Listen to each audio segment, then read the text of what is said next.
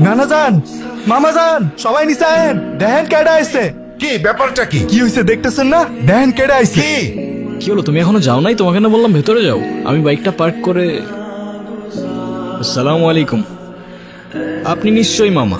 আপনার ব্যাপারে অনেক কিছু বলেছেন, তবে আপনাদের সবার মধ্যে আমার ফেভারিট কিন্তু আপনি। আপনাকে কিন্তু আমি নানু বলে ডাকবো না, আমি আপনাকে ডাকবো নানু ভাই। আচ্ছা, শুভ কোথায়? শুভকে দেখছে না? এই গুনগুন, ছেলেটা কে রে? মামা, ও আতিফ। আমরা একে অপরকে ভালোবেসে বিয়ে করেছি। আপনার আদরের ভাগ্নি খানদান বংশের পরিচয় না জেনে একটা ছেলেরে বিয়ে করে আনছে। আব্বাজান, আপনি এখনো চুপ করে আছেন কেন? আপনি কিছু বলেন না কেন? হ্যাঁ ঠিকই তো, তুই এই শুভ কাজটা একা করলি কেমনে? না মানে সাহস পেলি কিভাবে? আব্বা, এতে মনে হচ্ছে আপনি খুব খুশি। এত কুতুর মুতুর করে কেন কথা বলছেন? আমার তো মনে হচ্ছে যে দুটোকেই আমি গুলি করে মেরে ফেলি। এই ছেলে, তোমার পরিচয় বলো। আমি আতিফ, আতিফ খান। নামের সাথে খান মেশালেই কি খানদান হয়ে যায় নাকি? কি কাজ করো তুমি? করি তো অনেক কিছুই, এখন কোনটা রেখে কোনটা বলবো? অনেক কিছু করো। আচ্ছা ঠিক আছে, তুমি একটা বলো। এই তো আমি অনলাইনে। কি অনলাইনে কাজ করো তুমি? অনলাইনে তুমি কি করো? জুয়া খেলো নাকি মলম বিক্রি করো? আরে না না আব্বা, আমি আমার ভাগ্নিকে ঢাকায় পাঠিয়েছি কেন? লেখাপড়া করাতে, তাই না? ও বড় বড় ডিগ্রি নিয়ে আসবে, সনদ নিয়ে আসবে। ও কি এনেছে? ও বাড়িতে একটা বনশিয়াল নিয়ে এসেছে। ছি! তুমি কিছু মনে করো না, আমার ছেলেটা ওর মায়ের মতো একটু বেশি রাগে, তাই মাঝে মধ্যে ওরে আমি হাফ পাগল বলি। দেখলেই বোঝা যায়। নানু ভাই, তোমরাই তো চেয়েছিলে আমি বিয়ে করিনি, তাহলে এখন কেন সরগর পাকাচ্ছ? হ্যাঁ, আমি তোমাদের পছন্দ মতো বিয়ে করিনি, তাই বলে আমার জামাইকে এইভাবে অপমান করবে? এটা কিন্তু একদম ঠিক হচ্ছে না নানু ভাই। বাদ দে তো, এইসব একটু একটু হয়। আয় নাচ জামাই উপরে আয়। চলো।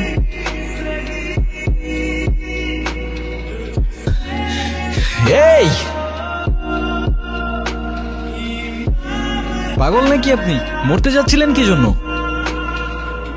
নাও, একে তো এত বড় একটা বোকামি করতে যাচ্ছিলেন, তার উপরে ড্যাব ড্যাব করে তাকিয়ে আছেন। এক সেকেন্ড, একটু পানি খেয়ে নি। Thank you. দেখেন, আমি জানি না আপনি কে, তবে এতটুকু জ্ঞান তো দিতেই পারি যে আপনার কষ্ট যতদিন আপনার ভেতরে চেপে রাখবেন না, সেটা বিষ হয়ে ভেতর থেকে আপনাকেই খেয়ে ফেলবে। এখন বলুন, এই বোকামিটা কেন করতে যাচ্ছিলেন? ডোন্ট ওয়ারি, আমি কাউকে বলবো না। আর বলার মতো তেমন কেউ নেই আমার, না পরিবার না বন্ধু। আমাকে বললে আপনার লাভ ছাড়া ক্ষতি নেই। আর এমনও তো হতে পারে যে আপনার প্রবলেম শুনে আমি আপনাকে কোনোভাবে সাহায্য করতে পারি। আমি প্রেগনেন্ট, ভালোবেসেছিলাম, বিশ্বাস করেছিলাম, কিন্তু ভাবিনি সে ভালোবাসা এইভাবে শাস্তি হয়ে ফিরে আসে। আমি তালুকদার পরিবারের মেয়ে। আমাদের পরিবারের সমাজের নিয়ম না মেনে কিছু করে ফেলা মানে সবার কাছে একটা লজ্জা হয়ে যাও। আমার পরিবার আর তারা যখন জানবে আমি বিয়ের আগে কিচ্ছু বলবে না, শুধু চেয়ে থাকবে। আর ওদের ওই দৃষ্টিতে আমার বুকটা চিড়ে যায়। ওরা বলবে না তুই মরে যা, কিন্তু আমি বুঝে যাব আমার মরে যাওয়াই উচিত। ভেবেছিলাম এখান থেকে ঝাঁপ দিলে হয়তো সব ঝামেলা এখানেই থেমে যাবে। না প্রশ্ন, না অপমান, না দোষ, কোনো কিছুরই সম্মুখীন হতে হবে। ভিতরের চিৎকারটা এখানেই থেমে যাবে। এখান থেকে ঝাঁপ দিলে আপনার চিৎকার থেমে যাবে সে ব্যাপারে তো কোনো সন্দেহ নাই, কিন্তু যার জন্য আপনি এখানে আসলেন সে তো দিব্যি ঘুরে বেড়াবে, রাইট? সেই হারামজাদারা কোথায়? আপনার বয়ফ্রেন্ড কোথায় সে? দেখ রাফিস, তুই অন্যর সাথে অনেক দিন ধরে আসছিস, এখন কিন্তু ওর বাসা থেকে রীতিমতো বিয়ের জন্য চাপ দিতেছে। হ্যাঁ, এটা তো আমি জানি, কিন্তু আমি যদি এখন বিয়েতে ঢুকে পড়ি তাহলে তো আমার সব প্ল্যান শেষ। চাইনা 6 মাসের প্রজেক্ট, এটা আমার জন্য খুবই দরকার। এটাতে যদি আমি ঢুকতে পারি না তাহলে পুরো লাইফ সেট। তুই তো জানোস ও তোর উপর কতটা নির্ভর করে। ও বলছে তুই যদি এখন চলে যাস ও নিজেকে শেষ করে ফেলবে। এটা বলছে? মেয়ে মানুষের আবেগ বুঝোস তুই? ওরা একটু হলে বেশি রিয়াক্ট করে। আর আমি তো ওরে বলি নাই বিয়ে করব না, আমি তো ওরে বিয়ে করব, কিন্তু চায়না থেকে আসার পর এখন না। রাফিস, তাহলে তুমি যাচ্ছ? আমি এই সুযোগটা কোনোভাবে হাতছাড়া করতে চাচ্ছি না। চাইনা প্রজেক্ট, এটা আমার ফিউচারের জন্য খুবই দরকার। আর আমাকে দরকার নেই তোমার? তুমি কি একটাবারও ভেবেছো তুমি চলে গেলে এর পর কি হবে? আচ্ছা, তুমি জানো যে আমি তোমার জন্য কি ভাবি না ভাবি, কিন্তু আমি যদি এখন বিয়ে ঠিয়ে করি তাহলে আমার সব গুলিয়ে যাবে। তার মানে আমি সব গুলিয়ে দিচ্ছি? তুমি কেন বুঝতে চাচ্ছ না? আমি যদি 6টা মাস সবকিছু ভালোভাবে হ্যান্ডেল করি তাহলে আমরা একটা স্টেবল লাইফ পাবো। তুমি তোমার লাইফটা গোছাচ্ছ, সেখানে আমি কোথাও নেই। রাফিজ, আরে- প্লিজ তুমি তোমার পরিবারকে নিয়ে একটাবার আমার মামার সাথে কথা বলো। তোমার এক্ষুনি বিয়ে করতে হবে না, তুমি যা করার চায়না থেকে এসেই করো। আমার মামা, নানু ভাই সবাই রীতিমতো পাগল হয়ে যাচ্ছে বিয়ের জন্য। আমাকে শুধু 7 দিন সময় দিয়েছে, আমি আর পারছি না রাফিজ। তুমি কেন বুঝতেছো না? সারাক্ষণ শুধু কান্নাকাটি করবা আর নিজেরটাই ভাববা। একটু আমারটা ভাবতে শিখো। ব্যাটারি যদিও আমি এর বিপক্ষে, কিন্তু আপনি চাইলে তো। একজন মায়ের পক্ষে নিজের সন্তানকে মেরে ফেলা এতটা সহজ নয়। তার হৃদস্পন্দন, তার প্রাণ এখন আমার শরীরে। আমি কিভাবে থামিয়ে দেব সে প্রাণ? আর তাই তো সেই প্রাণের সাথে সাথে নিজের প্রাণটাও থামিয়ে দিচ্ছিলেন। হ্যাঁ, চেয়েছি। সবই বুঝলাম, কিন্তু এটা মনে রাখবেন যে আপনার ভুলের প্রায়শ্চিত্ত না সেই নিষ্পাপের জীবন দিয়ে হবে, আর না আপনার জীবন দিয়ে। It is what it is. জীবনের এই মুহূর্তে এসে আমি সত্যিই জানি না আমার কি করা উচিত, কোথায় যাওয়া উচিত। তাহলে আমি বলবো আপনি বাড়িতে চলে যান, কারণ সেটাই হবে যেটা আপনার তাকদিরে লেখা আছে। না না, আমি বাড়িতে যেতে পারবো না। বাড়িতে গেলে আমার ওদের পছন্দ মতো বিয়ে করে নিতে হবে, যেটা আমার পক্ষে সম্ভব না। আপনি আমাকে বিয়ে করতে পারবেন? হোয়াট? সত্যি না, মিথ্যে। আমি কিছু বুঝতে পারতেছি না, মাথায় ঢুকতেছে না কিছু আমার। ধরুন আমি আপনাকে স্বামী সাজিয়ে আমাদের বাড়িতে নিয়ে গেলাম, কিছুদিন পর আপনি ওখান থেকে চলে যাবেন। তখন তো আমার সন্তানের পরিচয় নিয়ে কেউ প্রশ্ন তুলতে পারবে না। তারপর রাফিজ যখন আসবে তখন বিয়ে করে নিব। সরি, আমি আসলে বুঝতে পারছি না আমি কি বলছি না বলছি। আপনি কেনই বা আমার জন্য এত কিছু করবেন? সরি। আচ্ছা চলেন, আপনার জন্য। মা হবেন না আপনি, একজন মায়ের জন্য এটুকু তো করাই যায়, বলেন। চলেন। যা হবার তা তো হয়েই গেছে। গুনগুন তার পছন্দ মতো বিয়ে করেছে, এতে রাগ করার কি আছে? আমি শিওর এই ছেলে একজন ডিজিটাল জুয়ারি।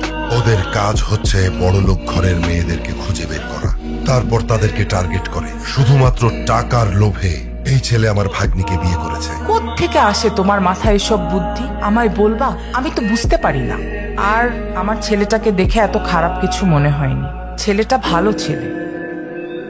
কি কিছু বলবা? এই সব কিছুর মধ্যে আমি একটা জিনিস বুঝলাম না। তা কি বুঝতে পারো নাই তুমি? তুমি এইসবে রাজি কেন হলে? এত বড় রিস্ক যদি কেউ জানতে পারে তাহলে তো তোমারও তো একটা জীবন আছে, তোমার ভয় লাগলো না? আমার জীবন তো রিস্কের উপরেই চলে। আর তাছাড়াও সবার লাইফের পূর্ণতাতেই তো কারোর না কারোর একটা ইম্পর্টেন্ট ক্যারেক্টার থাকে। তো কে জানে, হতে পারে খোদার তরফ থেকে তোমার লাইফের সেই ইম্পর্টেন্ট ক্যারেক্টারটা। Thank you. তোমার মতো মানুষ তাকদিরে থাকলে হয়তো জীবনটা অনেক সহজ হয়ে যেত। আচ্ছা ভাই, তোমরা তো নিজেরাই পছন্দ করে বিয়ে করছো। তোমাদের প্রথম দেখা হয়েছিল কোথায়? ঢাকায়। গাজীপুর। মানে ঢাকায় গাজীপুর সাফারি পার্কে। আসলে নানু ভাই, আমি সাফারি পার্কে ঘুরতে গিয়েছিলাম, ওখানেই আতিফের সাথে আমার প্রথম দেখা হয়। সেটা তো বুঝতেই পারছি। সেখানে গিয়ে বাঘ, ভাল্লুক, হনুমান এ সমস্ত দেখার পরে আসার সময় একটা শিয়াল ধরে নিয়ে চলে এসেছিস। এই তুই থামবি? তা নানা ভাই, তুমি কি আমার নাতনির সাথে একই ইউনিভার্সিটিতে পড়ো? না না না ভাই, আমার ভাগ্নি প্রাইভেট ইউনিভার্সিটিতে পড়ে। নামের সাথে শুধু খান লাগালে তো আর হয় না, পাশাপাশি বাবার ব্যাংকে মালামাল থাকা লাগে। মামা ইউনিভার্সিটিতে তো পড়িনি, তবে আমিও গ্র্যাজুয়েটেড, সফটওয়্যার ইঞ্জিনিয়ারিং শেষ করেছি। যদিও আমি বলবো না, তবে guys can call me engineer. বেশ ভালো। বাবা বেশ ভালো বললে হয়ে যাবে। আব্বা, এই সব কিছু মিথ্যে কথা আর ধান্দাবাজ। ছোট লোক কখনো জাতে উঠতে পারে? শোনেন, ওই যে একটা কথা আছে না, নদীর পানি কিন্তু সাগরে গিয়ে মেশে, আর কুয়োর পানি সাগর তো দূরের কথা, নদীর ধারে কাছেও তো যেতে পারে না। সাগরের পানি যতই হোক না কেন, শেষ পর্যন্ত তৃষ্ণা মেটাতে কিন্তু আপনাকে ওই ছোট্ট কুয়োর কাছেই আসতে হয়। কি জবাব দিয়া হয় মেরা ভাই। এই কে আপনি? কারে চাই? আমি রাফিজ, গুনগুনের বয়ফ্রেন্ড। গুনগুন, কি হচ্ছে এসব? ছেলেটা কি বলছে এ সমস্ত? ও ঠিকই বলেছে, আমি গুনগুনের কিছুই না। আমাদের বিয়ে হয়নি, আর এতদিন যা ছিল তার পুরোটাই ড্রামা। গুনগুন রাফিজকে ভালোবাসে, কিন্তু ও জানতো আপনি এই সম্পর্কটা কখনোই মেনে নেবেন না, তাই ও আপনাকে কখনো বলার সাহস করতে পারেনি। যখন আপনারা গুনগুনের জন্য বিয়ে ঠিক করতে ব্যস্ত ছিলেন, ও কার সঙ্গে ভবিষ্যৎ গড়বে তা খুঁজতে ব্যস্ত ছিলেন, তখন ও লড়ছিল একা। আর ওর ভালোবাসার মানুষটাকে বোঝানোর চেষ্টা করছিল যে আমাকে বিয়ে করো, না হলে আমি অন্য কারোর হয়ে যাব। কিন্তু সেদিন সেই মানুষটা চলে গিয়েছিল, আর তার সঙ্গে অনুর ভরসাটাও হারিয়ে গিয়েছিল। আর তাই ও দাঁড়িয়েছিল একা একা মৃত্যুর কিনারায়। তবুও আপনাকে কিছু বলার সাহস করতে পারেনি, কারণ ও জানে আপনি ভালোবাসায় বিশ্বাস করেন না। আর তাই সেদিন আমি এসেছিলাম কোনো অধিকার নিয়ে না, বরং এই মেয়েটার সম্মান, একটা নিষ্পাপ, ওর ভালোবাসা আর মর্যাদাটা বাঁচাতে। আর হ্যাঁ, আমি ওর কিছুই না, আমাদের মাঝে কিছুই নেই। এই সবটাই ছিল অভিনয়, আর এই অভিনয়ের শেষটাও আমি লিখে দিয়ে যাচ্ছি। চলে যাচ্ছি আমি। যদি কোনো ভুল করে থাকি মাফ করবেন সবাই। আতিফ, আমি তোমাকে মিথ্যে বলেছিলাম, আমি প্রেগনেন্ট না। প্যারা নাই ছিল। এই মিথ্যেটাও তো তোমার ভালোবাসার মানুষকে পাওয়ার জন্যই বলেছিলে না? তুমি তাকে পাওয়ার জন্য কোনো কিছুই আর বাদ রাখলে না গুনগুন, আর তাই হয়তো তোমার তাকদির আজ তাকে তোমার কাছে এনে দিয়েছে। ভালো থেকো।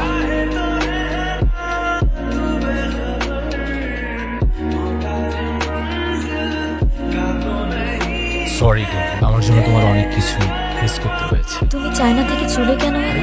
চাইনা গিয়ে এবার কি হয়েছে জানো? আমার নতুন কিছু বায়ারের সঙ্গে পরিচয় হয়। ওরা তো বাংলাদেশে ব্যবসা করতে আগ্রহী, এর জন্য ওরা পার্টনার খুঁজছে। মানে আমি বলতে চাচ্ছিলাম যে ওদের সঙ্গে যদি আমি ইনভেস্ট করতে পারি তাহলে আমার ফিউচারের জন্য খুবই উপকার হবে। গুনগুন, তোমার মামার তো অনেক সম্পত্তি, মানে টাকা পয়সা আছে। তোমার মামা কি তার ভাগ্নিকে খালি হাতে বিয়ে দিবে? তুমি ফিরেছো ঠিকই, কিন্তু ফিরেছো নিজের জন্য, ভালোবাসার নামে নিজের স্বার্থ নিয়ে। কি বলতেছো তুমি এসব? আরে এসব কিচ্ছু না। আরে আমি তো চুপ, তোমার মুখ থেকে আর একটা শব্দ। আজ আমার নিজের উপর রাগ হচ্ছে। আমি তোমাকে ভালোবেসেছিলাম। তুমি জানো আমি তোমার জন্য কি কি করেছি? তোমার জন্য আমি আমার ইচ্ছের বিরুদ্ধে গিয়ে আমার ফ্যামিলির সাথে মিথ্যে নাটক করেছি।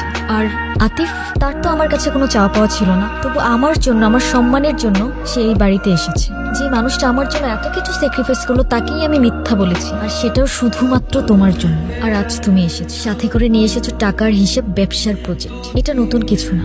তুমি যখনই আসো তখন ভালোবাসা না, তোমার দরকার নিয়ে আসো। ঠিক আছে, তাহলে যাও, তোমার আতিফের কাছে যাও। তোমার প্রেম ভালোবাসা সব তার সাথেই মানায়। হ্যাঁ, একই বাড়িতে থাকো, একই ঘরে থাকো, না জানি কি কি হয়েছে এর ভেতরে।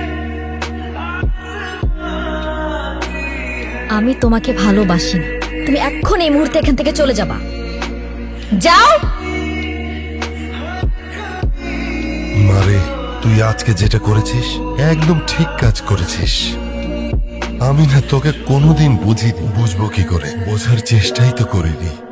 তোকে শুধু সুখে রাখতে গিয়ে আমি সবকিছু তোর উপর চাপিয়ে দিয়েছি। কিন্তু মা, সুখ জোর করে আসে না, সুখ তাকদিরে থাকতে হয়, জোর করে আসে না। আতিফ বাসা থেকে চলে গেল, তার আব্বা কান্নাকাটি শুরু করেছে। যা মা, একটু তোর নানুর কাছে যা। তুই কষ্টে আছিস জানতাম, কিন্তু এতটা বুঝতে পারি নাই রে বোন। জানিস বোন, ভালোবাসা মানে শুধু পাশে থাকা না। ভালোবাসা মানে না থেকেও কারোর জন্য বুক টাকা। ভালোবাসা মানে তুই হাসলে তার প্রাণটা হাসে, আর তুই কাঁদলে সেও ভেঙে পড়ে। আমি ওর সাথে অন্যায় করেছি নানু ভাই। ওর হৃদয়টা আমি ভেঙে দিয়েছি। যে মানুষটা আমার জন্য এত কিছু করলো, তার বিশ্বাসটা আমি হারিয়ে ফেলেছি। ভালোবাসা হারায় না রে বোন, জায়গা বুঝে লুকিয়ে পড়ে। তাকদিরে লেখা থাকলে ওরে ঠিকই পাবে। যা কিছু সত্য তা ফিরে আসে, সময় দিয়ে। এই, কি হয়েছে ওদিকে? ভাই, দুইজন ফুড ব্লগার আছে, শুধু ফ্রিতে খাইতে চাই। আচ্ছা, তুমি ওদের সার্ভ করো, আমি পরে দেখতেছি। আর এটা আমি নিয়ে যাচ্ছি। ঠিক আছে।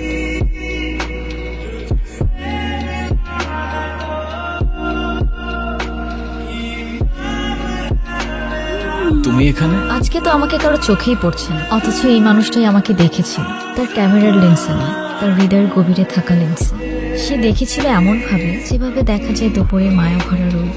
এখন আর এসব জেনেও কি? সে তো তার তাকদিরে লেখা মানুষকে পেয়েই গেছে। আমি তো শুধু একটা ছায়া ছিলাম, আলো তো ছিল অন্য কারোর জন্য। চায় না জিনিস, তাই ভেঙে যাওয়ার আগেই ছুঁড়ে ফেলে দিয়েছি। কিন্তু তুমি যখন আমার জীবন থেকে চলে গেলে, আমার সব রং হারিয়ে গেল। আমি বুঝে গিয়েছিলাম যে চলে যায় সে হারিয়ে যায় না, যদি তাকদিরে তার জন্য ঠিকানা লেখা। তোমার তাকদিরে আমি আছি কিনা সেটা আমি জানি না। এখন তুমি যদি বলো আমি তোমার তাকদিরে আছি, তাহলে আমার সেই ঠিকানার নাম হয়ে যাবে তুমি।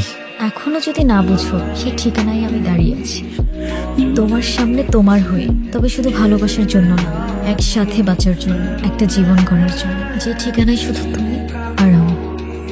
এবার তুমি বলো, আমি তোমার তাকদিরে আছি কি?